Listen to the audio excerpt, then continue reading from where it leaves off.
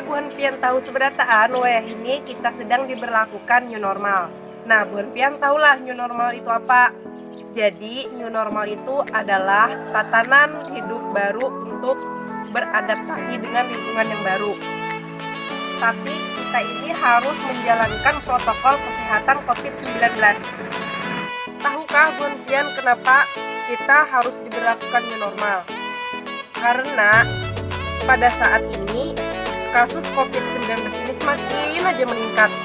Tapi di lain sisi juga, ekonomi kita ini sedang melemah. New normal yang dimaksud pemerintah ini ada syarat-syarat yang harus wajib kita penuhi. Yang pertama, selalu menggunakan masker kemanapun dan kapanpun.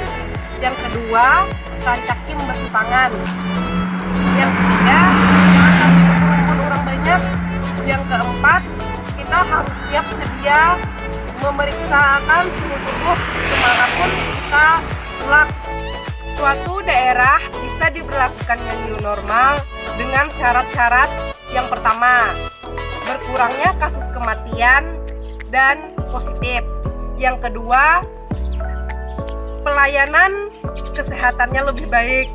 Yang ketiga, masyarakat harus disiplin lawan protokol kesehatan yang hanyar.